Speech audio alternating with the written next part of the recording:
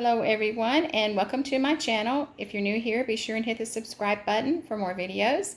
And if you like today's video, be sure and give me a thumbs up. And let's go ahead and get started. I just got my new plant in.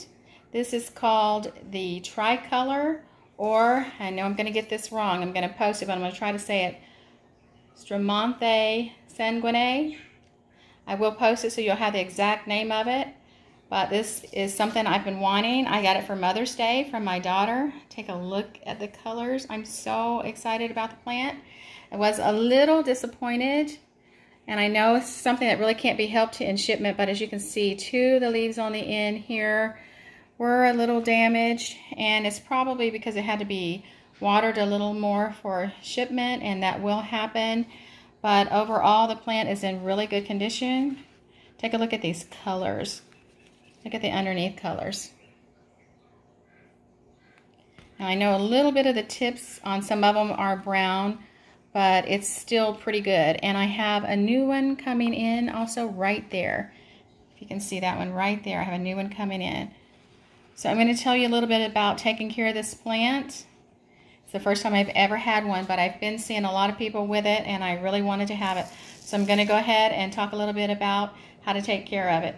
First of all, this plant is a native to the rainforest of Brazil. I thought that just sounded so pretty. Just imagine going there and seeing these plants all over the place. A little bit about this plant. It has beautiful leaves in different shades of white, red, pink, and green. As you can see, there's all the colors right there. There's hardly any white. There's more pink than anything. And of course, a lot of red underneath. It can be grown indoors or outdoors, but will not survive a hard freeze. So make sure you don't leave it out.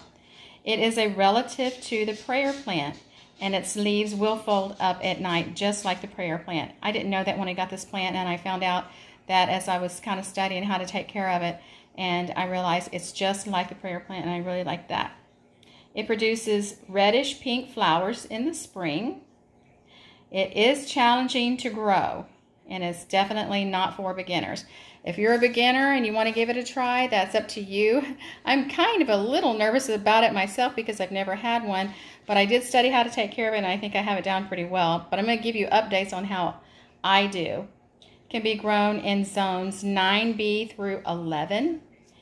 It will reach a height of 12 to 18 inches and spreads from 18 to 24 inches. And I have seen some who have their plants that big, and they are gorgeous. You can place them in medium to bright indirect light, such as a north or east facing window. Mine is actually in a south facing window right now. Like I said, I just got it yesterday, and it is in a south facing window. And I'm going to see how it does there, otherwise I will be moving it. Now, watering. This is where everybody makes their mistakes on watering. This is one of those plants that you need to give it not a drink of water, not a gulp of water. I call it a sip of water. You need to barely water it, and you need to check on it every couple of days. When I say barely water it, I mean on a plant this size, it might take a fourth or an eighth a cup of water at the most. Most people want to take it over to the sink and run the water in it. You're going to end up killing it that way, because I had a plant similar to this, and I actually did end up killing it because I gave it too much water and it got root rot, and when it gets that, there's not really much saving it after that. You can, but it's a long process. But that's how I'm going to take care of mine, and I'm going to use purified water only. Do not use faucet water. A lot of people take their water and they'll sit it overnight and say it's good to use the next day. I don't happen to agree with that because I have aquariums, and the ammonia shoots up overnight, and you're putting all of that stuff into your plant, and I just don't think it's good for your plant. So I'm going to use purified water only and suggest that you do the same. Feeding. Give it plant food every 2 weeks. Again, just a sip of water, not a lot of water. So if you're going to use liquid, just give it a sip, just as if you're giving it like an eighth or a cup of an eighth to a fourth cup of water only. Fertilize bi-weekly, especially during the growing season, and you'll get better results. Now, they say when you get your plant, do not transfer it over into a bigger pot. I've made that mistake so many times, and I ended up killing my plant.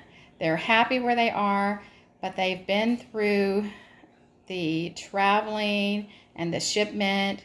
They're already kind of in shock. They've been placed in a different environment. They're trying to settle down. They are a live, living thing.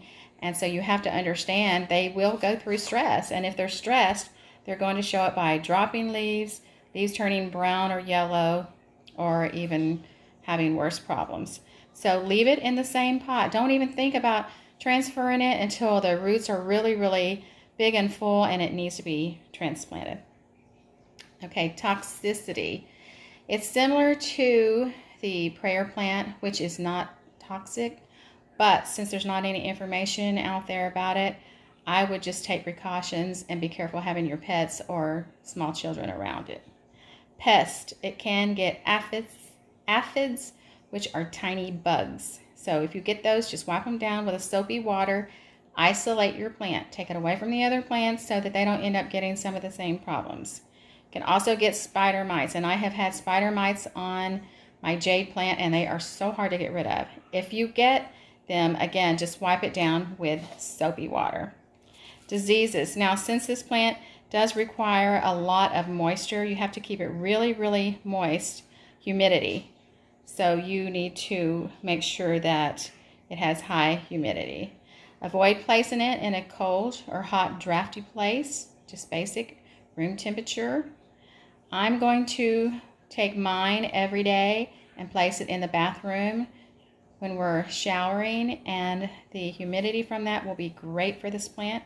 So I suggest you do the same thing. If you don't want to do that, you can just take a bottle and mist it, but I think it's going to like the humidity better. Soil. Use a light, well-draining soil.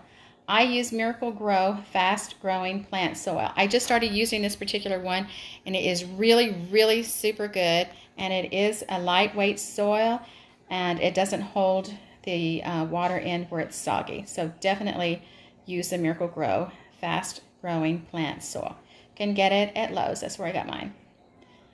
Pot size, it prefers a tighter fitting environment. So again, do not repot until necessary, and it also prefers a shallow container. Propagating. If you want to propagate, I can tell you a little bit about it. You just separate 2 or 3 leaves attached at the main root of the plant. You can just gently cut them or pull them loose from the root of the plant, place them in a small pot with moist soil. And if you're going to do that, it's best to do that in the spring during growth season. Okay, there's a few tips. I hope that helps you if you decide to get one. I'm going to keep you updated on this plant because I really, really hope this plant does well. And like I said, it was a gift from my daughter for Mother's Day, so I'll let you know how it's working out. Thank you guys so much for watching. If you have any other questions, I'll do my best to answer them. Give me a thumbs up, and I will see you in the next video.